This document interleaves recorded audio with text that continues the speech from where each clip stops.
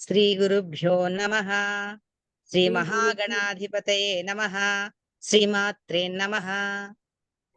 గురుభ్యో నమః. శ్రీ మహాగణాధిపతయే నమః. శ్రీమాత్రే నమః. గురువు చెప్తేనే మనకి భగవంతుడు తెలుస్తాడు. ఆ విధంగా గురువు నమస్కరించుకున్న తర్వాత మనం మహాగణపతి అంటే అమ్మవారి కుమారుణ్ణి తలుచుకుంటే విఘ్నాలకు కలగకుండా మనకి దారి చూపిస్తాడు. ఎప్పుడైతే తన కుమారుణ్ణి మనం తలుచుకున్నామో అమ్మవారికి ఆవిడకు కూడా ప్రీతి కలుగుతుంది, అమ్మవారికి కూడా ప్రీతి కలుగుతుంది. కాబట్టి ఈ ముగ్గురిని మనం ఎప్పుడు కూడా ఈ మూడుతోటే స్టార్ట్ చేస్తాం. వెంటనే మనం సౌందర్య లహరికి వెళ్ళిపోదాం. నేను మొదటి మీకు ఆల్రెడీ ఫస్ట్ వచ్చు, అయినా కూడా శ్లోకం ఎక్కడ మొదలు పెట్టాలి, ఎక్కడ మనం శ్వాసకు సంబంధించింది ఇది అంటే పీల్చే శ్వాసకి చదివే శ్లోకానికి రెండిటికి ఒక అనుసంధానం ఉంటుంది. సో ఆ విధంగా చదివితేనే అది మనకి శరీరానికి ఉపయోగపడి ఒక మెడిసిన్ లా పనిచేస్తుంది. ప్రతి శ్లోకము ఒక అమృత గుళిక. కాబట్టి మొదట ఎప్పుడు కూడా ఈ డయాఫ్రామ్ ఉంది కదా, గుండెల నిండుగా గాలి పీల్చుకోవాలి. Breathe in, then we'll start. ఒక పూర్తి సెంటెన్స్ మొత్తం అదే ఒక శ్లోకంలో ఒక మొదటి పాదం చదువుతాం, అప్పటికే పూర్తిగా శ్వాస వెళ్ళిపోతుంది. మళ్ళీ రెండో శ్వాస కోసం రెండో శ్లోకంలోని రెండో పాదం కోసం కూడా మళ్ళీ పూర్తిగా శ్వాస తీసుకుంటాం. ఫర్ ఎగ్జాంపుల్ చదివి చూపిస్తాను చూడండి. శివ శక్త్యాయుక్తో యది భవతి శక్తః ప్రభవితుం. శ్వాస అంతా వెళ్ళిపోయింది కదా.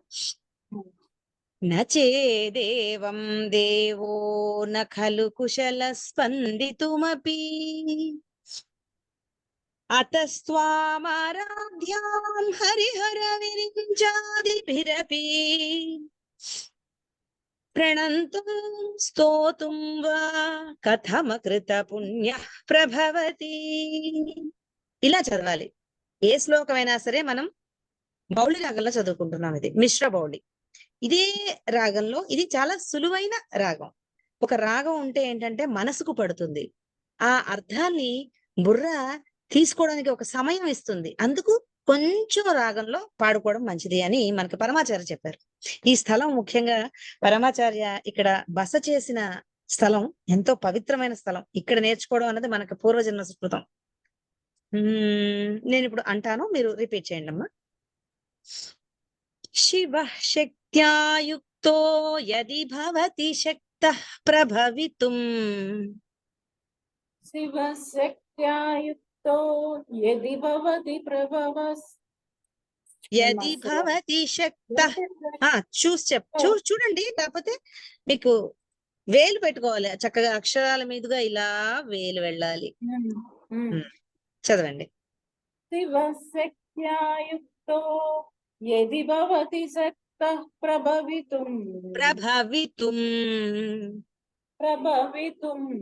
Very good. Breathe in. నచేదేవం దేవో న ఖలు కుశల స్పందితుమపి. నచేదేవం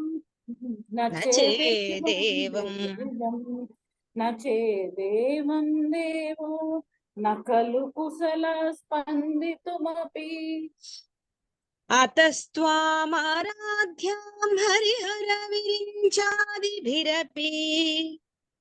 అతస్త్వామారాధ్యాం హరిహర విరించాదిభిరపి. Very good. ప్రణంతుం స్తోతుం వా కథమకృత పుణ్య ప్రభవతి. ప్రణంతుం స్తోతుం వా. ప్రణంతుం. ప్రణంతుం స్తోతుం